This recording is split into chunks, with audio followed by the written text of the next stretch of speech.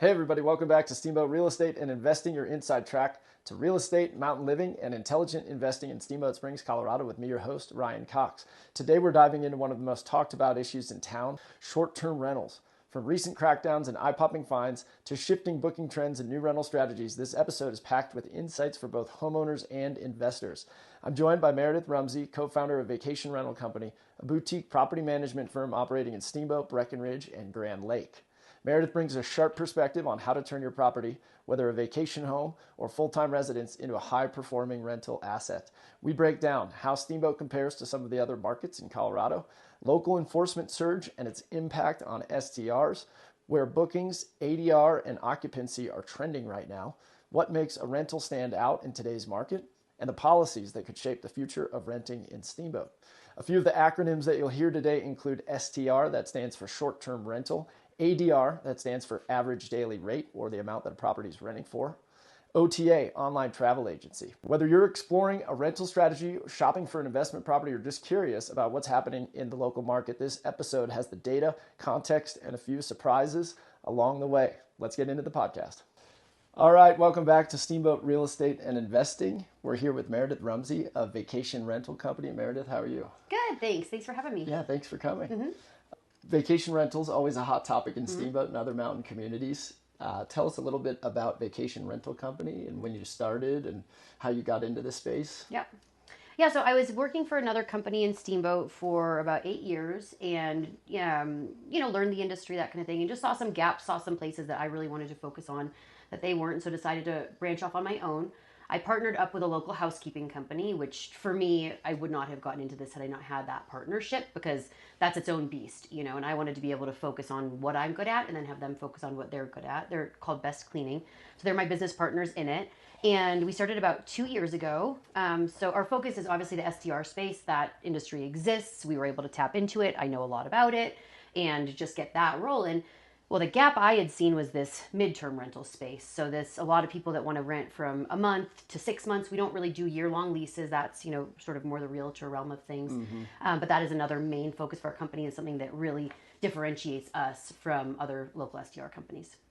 That's great. And how long has Vacation Rental Company been operational, did you say? A little under 2 years now. 2 years. Okay. Yeah, great. we started November 2 years ago. Excellent. And how many properties do you guys have in your portfolio? We just got to 30. And that was it was the growth that we wanted. For us, it was really important not to grow too fast and kind of have the wheels fall off. We really wanted to make sure that infrastructure was set.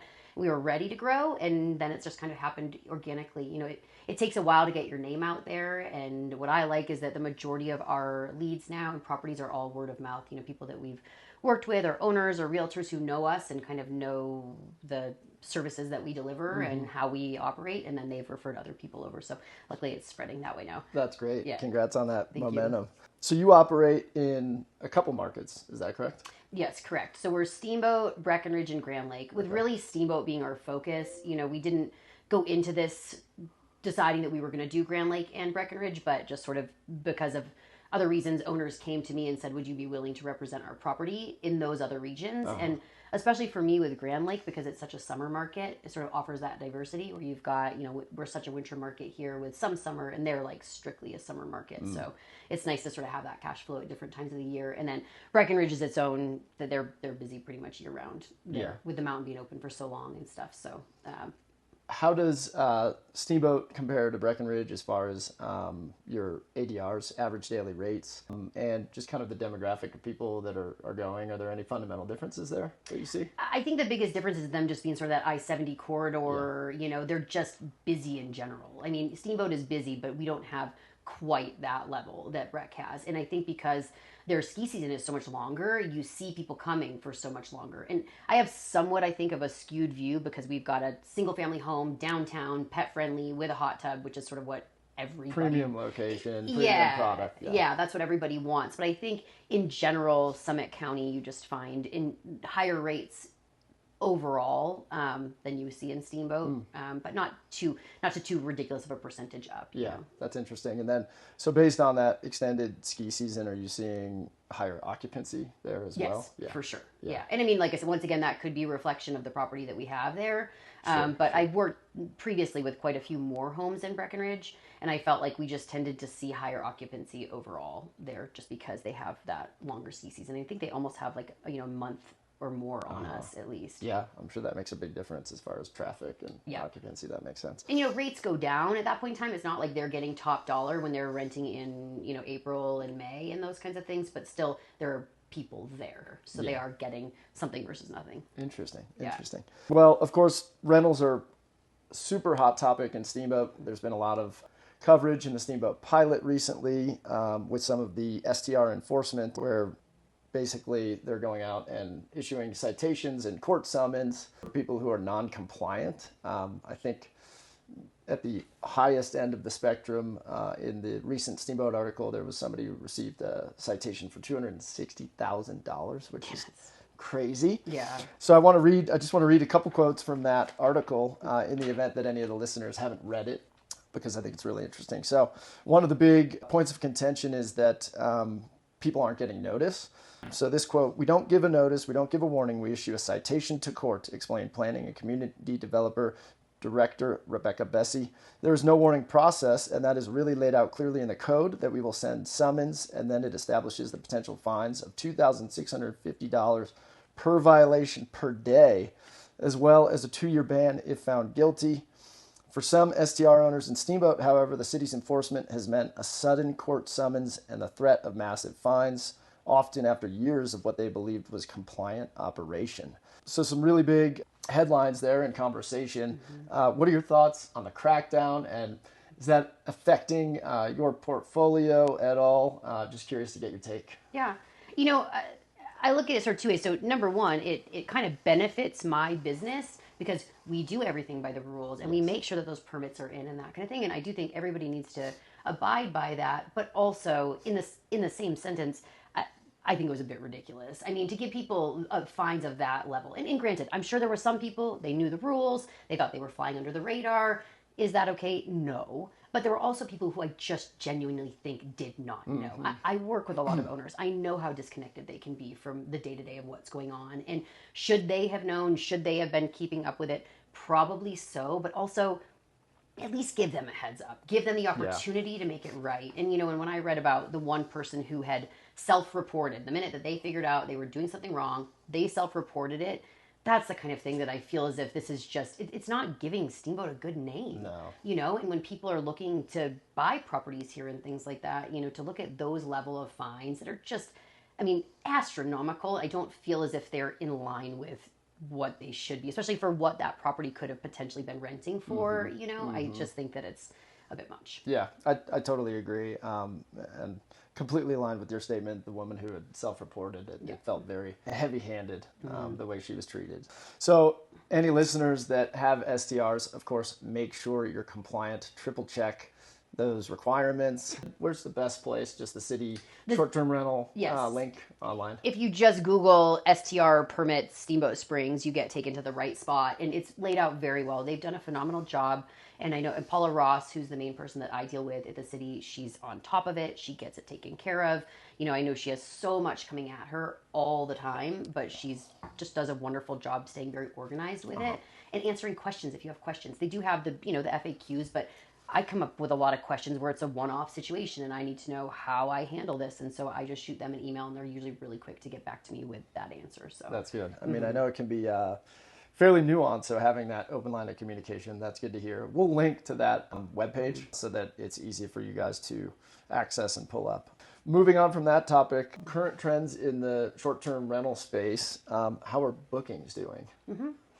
So what I think is happening, and there's the nationwide picture, then there's just the Steamboat picture. We're kind of a little bubble in that we've got such an asset here, and people are still coming to ski and that kind of thing. But what I see happening overall is the window of the sort of like make hay while the sun shines time period is just getting shorter, because people aren't coming as early. We're not having as much Thanksgiving traffic, we're not having as much April traffic. It's kind of that Christmas through more or less like that third week in March. And I haven't seen really a decline during that time. What I've seen is the decline in the summer, in the off seasons. And I think that that's where people are more price sensitive. And, with Steamboat having a 20% tax on STRs, people are only willing to spend X amount. And, you add 20%, which is a big number. I think that it is affecting things for those off season times. We sort of take a different approach in terms of the off season and the summer, because where I see the perfect make money for the owners, the best way to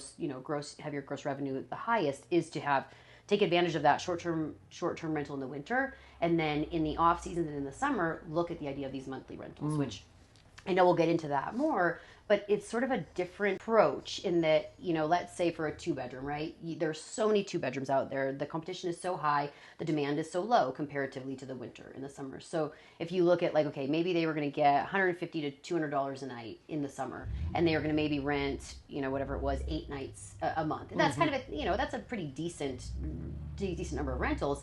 Well, you have to look at what it would look like if they rented that for the whole month for a bit lesser. You get to that whole month, and then there's not that STR tax on it, so they actually end up saving that 20%, and then you kind of get people coming here for longer, spending money in Steamboat for longer. I feel like that can help with sales tax in different ways, so it's just sort of a different way to look at it. But overall, to get back to your original question, I would say that that's where I've seen the decline, is sort of the off seasons in the summers versus the winter. And has that decline been kind of a trend over a period of many years, or just is that really year over year that you're seeing? Well, we had the COVID explosion. Like right after COVID, it was, obviously, when we shut down, one thing, but after that, it was like numbers that nobody nationwide had ever seen in terms of short-term rentals in the US. Massive bounce back. Yes. So, we kind of went way up here, and then I kind of think it slowly sort of started to go downhill, with that. I don't think it's all that steep of a downhill, but definitely that's where we've seen the decline overall, is sort of that trend. It sounds like the for sale market, the housing market right now, where, just over the last couple months, we've seen a balance, a bit of a cooling off, more inventory, more price reductions. The buyer pool is still there, but it's probably not quite as strong as it was last year at this time. So things are starting to balance out, level out, which I think is healthy, right? The markets can't keep year-over-year growth as it has been. That's just not sustainable. Completely. There's got to be a bit of a balance and correction. Yeah. So a little bit of slowdown then in some of those shoulder off seasons. ADRs, average daily rates, during the high season, are those staying relatively flat? Are those growing, declining? What are you seeing there? My experience with ADR during the high season has been pretty solid, if not even going slightly up for certain properties, ones that have really gained traction. It's hard to look at the STR market as just, sort of one entity, because it takes so long to build up a property, right? So they've got to get clicks, they've got to get reviews, they've got to get bookings in order to sort of build on these OTA sites like the Airbnbs, the VRBOs. And so a property like that maybe has 100 reviews, has done really well, maybe their ADR is going to continue to go up. But one that's new to the market, doesn't have as many reviews, even if it's a comparable unit, theirs is probably going to be a lot lower until they sort of build that, viewership and that kind of thing. So I'd say if we're talking overall trends, it's been pretty good in the winter, with maybe slightly uphill. Okay. That's an interesting topic. We won't go too deep into it, but for somebody who's just starting with you, how long does it take to build that momentum, build that online presence with the right number of reviews? What's the typical kind of startup period until properties are starting to really perform and kind of level out? Unless you've got like that stellar property that's pet friendly, in a short-term rental zone, has a private hot tub, has all of the things, I usually say to people, give it about a year, and you're not going to hit your high. And like, this is separate from what the market's doing. This is just the general for an STR. You've got to give it a year to really build that. And what our approach is you have to take the rates pretty aggressive being like lower than they would usually be, in order to get those bookings, get those reviews, that kind of thing. Luckily, the way we approach it, we're still screening people in the same way. So it's not like because you have a lower rate, all of a sudden you're opening yourself up to, 8 people that are going to come in, get the place and trash it. It doesn't really work like that in the way that we approach it. So it's not much more risk for the person, but they just have to accept the fact that it's going to take a little bit to get their rates to where they should be. So like, I'll do projections for realtors to say, I think that this is your, range that this property could do. And I'll say most likely in that first year, it's going to hit the lower end of that projection versus the higher end of the projection. Yeah, you've provided some projections to me. Super helpful to have that range and kind of that average. And this will lead into my next question, but one that I was just looking at that you did not do for me, but I was reviewing the property for my client was Burgess Creek Townhomes. Oh, yeah. And I was shocked at how high that one was, given its location on Burgess Creek, not ski in, ski out. So shifting from that, what are the hottest properties, best performing properties, buildings, developments, single family homes in specific neighborhoods? What are your best performers? What are you seeing? So I would say in terms of, and I can only speak for the complexes that I manage or have managed before. Sure. So there might be a lot of them that I am missing, Sure. and some of the larger companies that have that larger inventory, they know. But a few sort of, I always say Trailhead Lodge is one of the top in Steamboat. Not only the amenities they have, they've got the gondola, they have AC, which, didn't used to be a big thing in Steamboat, but it is now. Yeah. And I kind of have my list of upgrades that I recommend to different properties if they don't have them. And it's always going to be have an office space in your property because of all the digital nomads. Have AC, that's absolutely key, and then have wood floors, something like other than carpet in your place. And those are all just blackout shades too. It's little things like that. So within even a popular complex or even like one that's not as high end of a complex, if you have those things, you might be able to attract a lot more guests than necessarily your competition is going to. But, Trappers Crossing, I think in general, if you look at complexes with amenities, because the winter's already going to be so popular, if you have a pool in the summer, that's going to be massive. Even ski in, ski out. So you look at like the ski in or those different ones, those all do great in the winter, but have almost nothing in the summer because most of them don't have AC. They get warm. It's older buildings. They don't have the pool.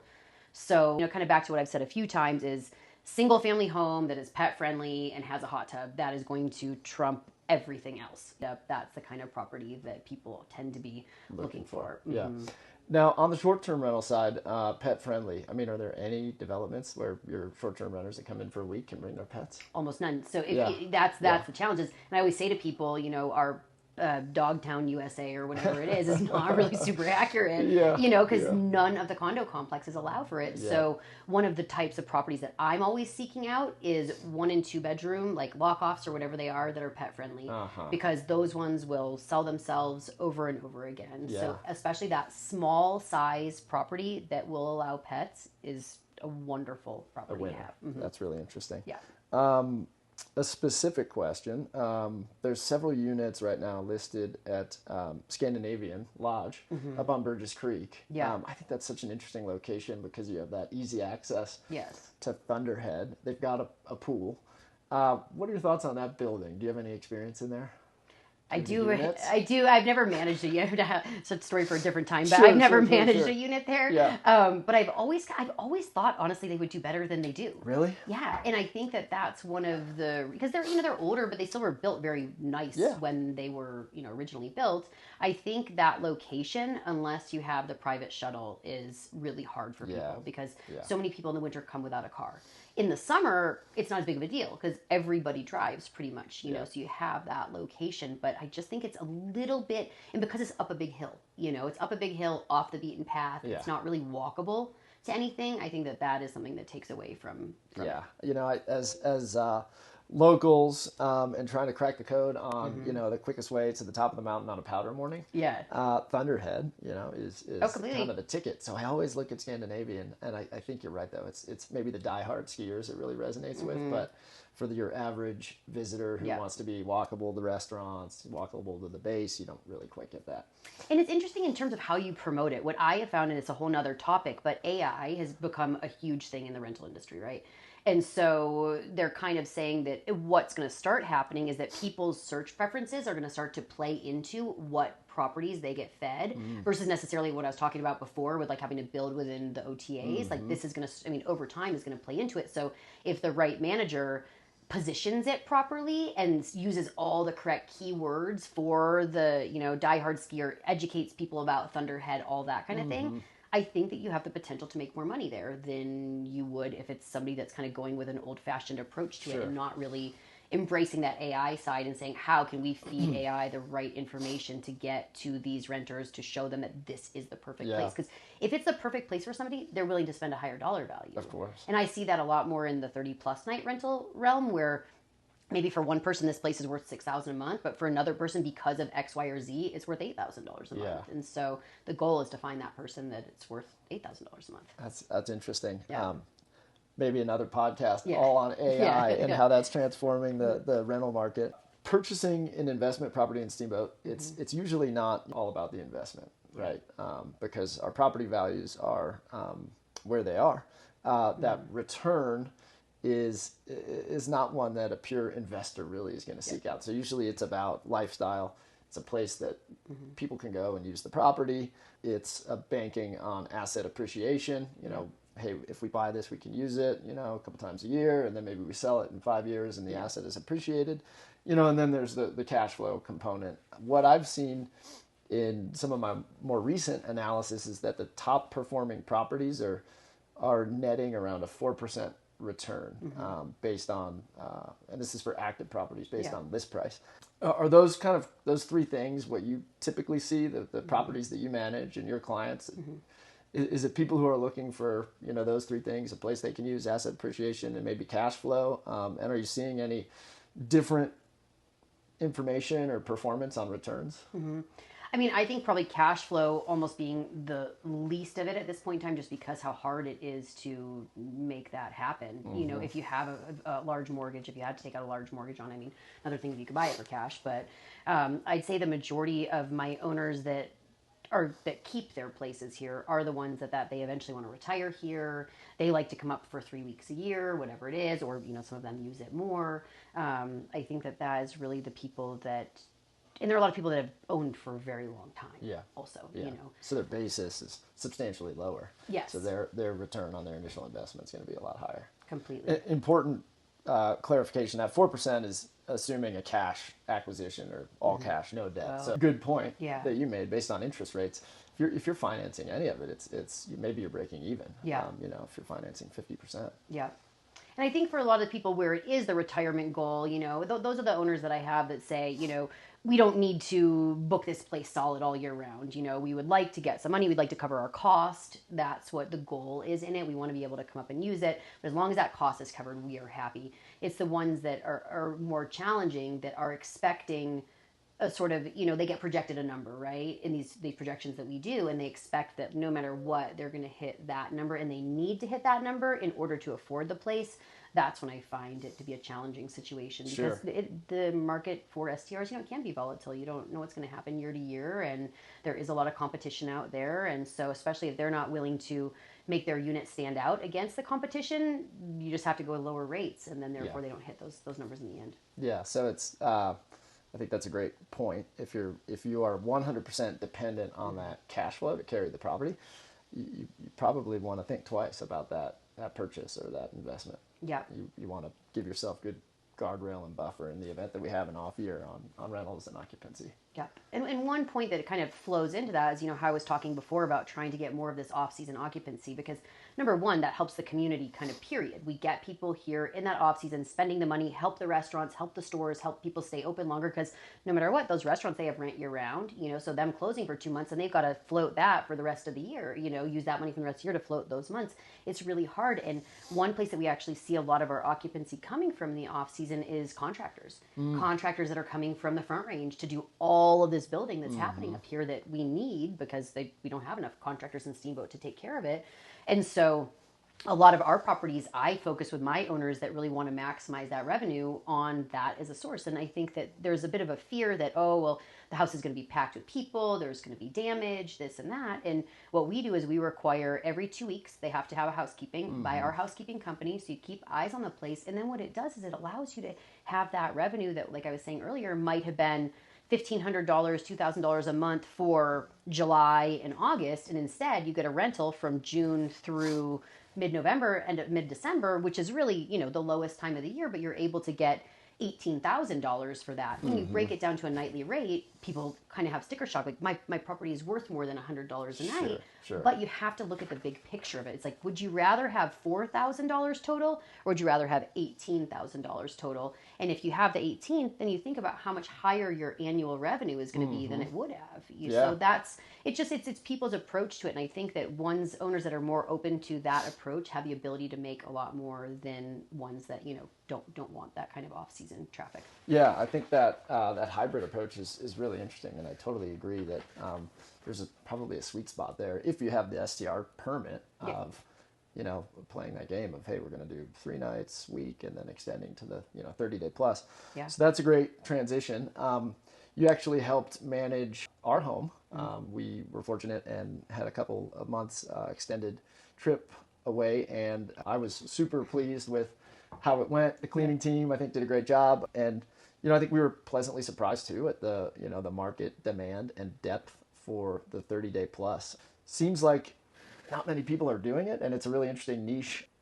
How many of your properties are fall into that 30-day plus category? I'd say we're probably at like 30% of our inventory is that right now. And what was great is when we started, trying to get in front of realtors, trying to get in front of people, it's really hard. Nobody would really give us the time of day. But since nobody else does those midterms, they just sort of threw them at us, oh, you can. And I tried to explain to people the value of it because, number one, a lot of the people that are my clients are looking to buy properties. A lot of them are coming here. They want to be here for 6 months so that they can make sure what neighborhood they want to be in. They want to get the feel for it, make sure it's the place for them. And so for us, it was like, okay, well, we're happy to take those on because I saw for years I've seen that as a potential, not to mention the idea of front rangers who are going to come up for 3 weekends a month, and they look at what they're going to pay for those 3 weekends versus, oh, we could rent for a month, we can leave our stuff there. And, majority of these properties are local Steamboat homeowners. They're not people that are going to be renting their house annually anyways. So we're not taking anything out of the annual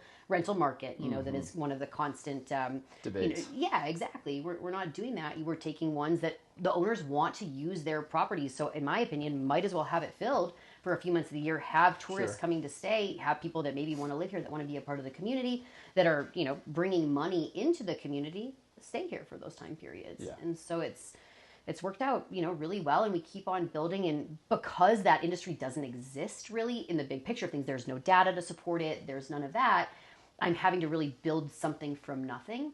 But I continue to see success with it and see all of the different potential for many different types of homes. It's not like it has to be, it has to be a 4-bedroom luxury property. It can be, like I said before, a small 1-bedroom.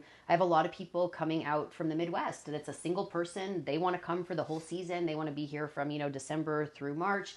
They've got a limited budget, but still one that's pretty solid for that owner. And especially for owners that used to be able to rent and can no longer rent. I work with a community up off of Overlook that really kind of had the book thrown at them for when the whole STR, the zoning came about. But, it's a 5-bedroom home that's 4 levels tall. It's not really a place that somebody's going to buy as their family home. I mean, it was built to be a rental property. And so luckily we've been able to work with them and get the monthlies in the door and do great for the holidays, do great for the winter. They can still use their property, and we have it booked for the whole off season. So that's great. Yeah, it's great. That's a great option for I think folks who are here full time, and maybe they're taking an extended trip, or maybe they need to move to another town for job. I think the point is the assets here, homes here, and property here in Steamboat can perform well with the STR, but also without it, with this emerging 30-day market. Yep.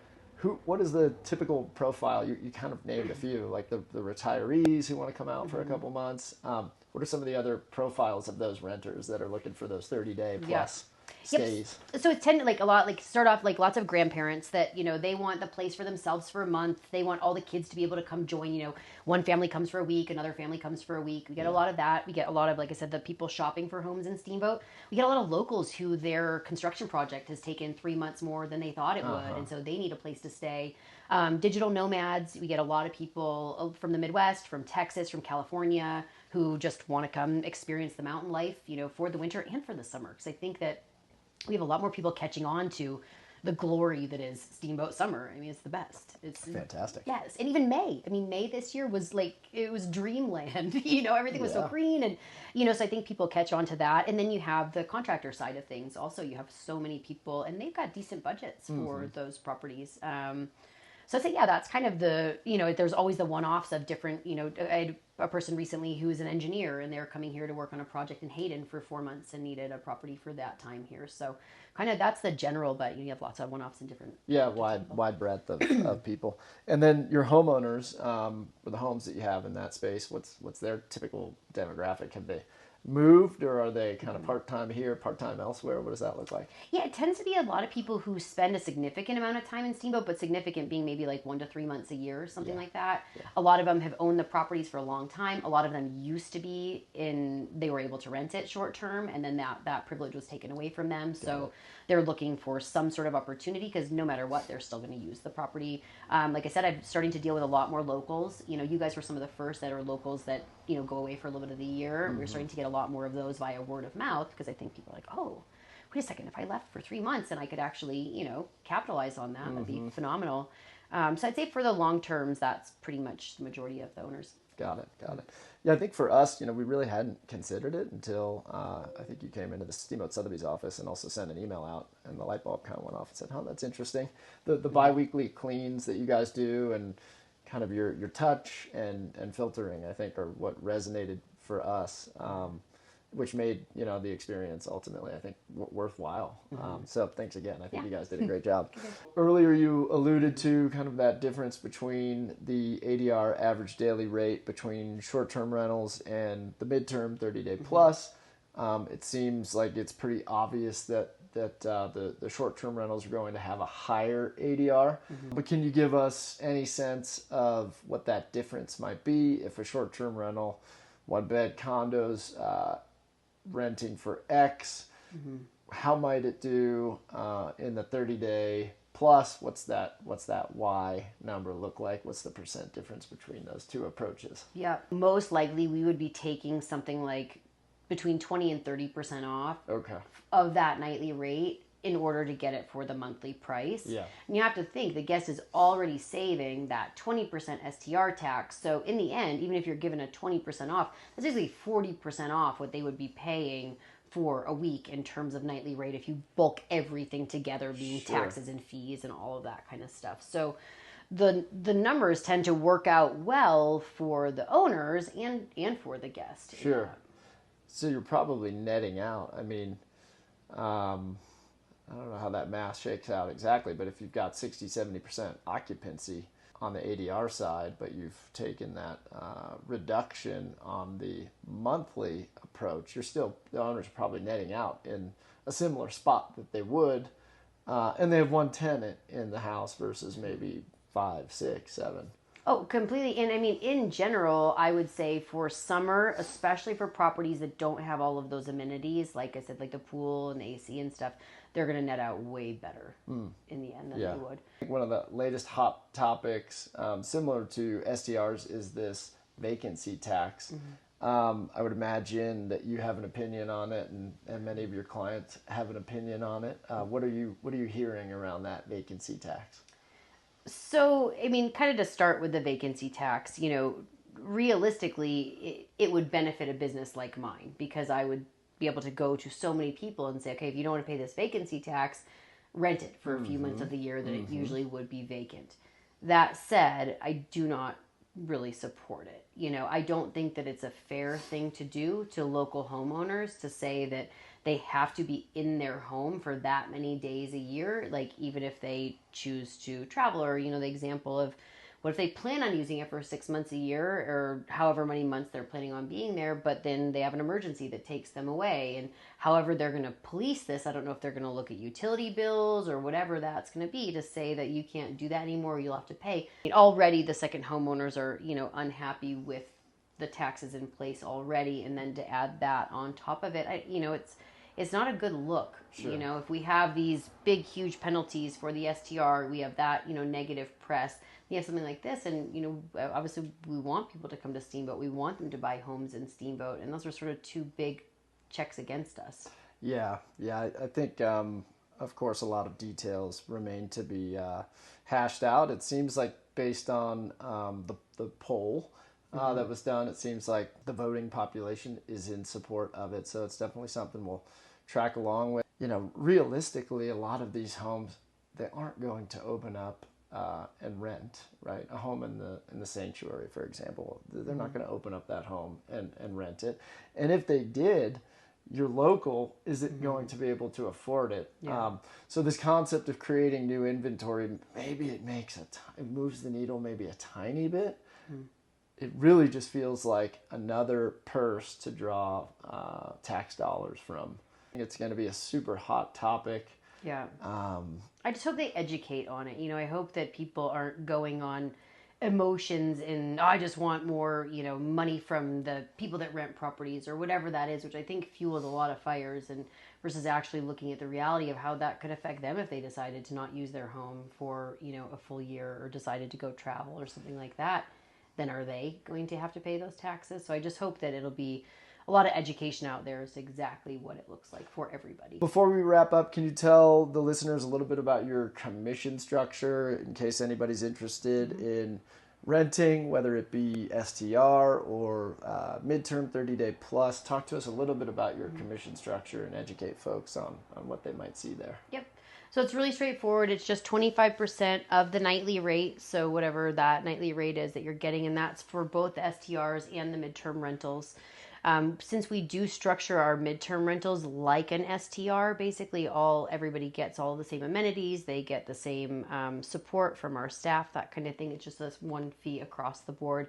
And then obviously, we are able to come out to the property. We really do a full property management where we're able to do, as much or as little as you'd like. It just depends on the particular homeowner and, how much they use the house as to what we do when they're actually not there or there are no guests in the house. Yeah. All right, that's a wrap for this edition of Steamboat Real Estate and Investing. Huge thanks to Meredith Rumsey with Vacation Rental Company for sharing those valuable insights on Steamboat's rental market. A few of our key takeaways include the STR crackdown. It's real and the penalties are hefty. You do not want to get hit with one of those fines. If you have an STR or are interested in purchasing a property with an STR license, check out the links below. Make sure that you're compliant and understand the process.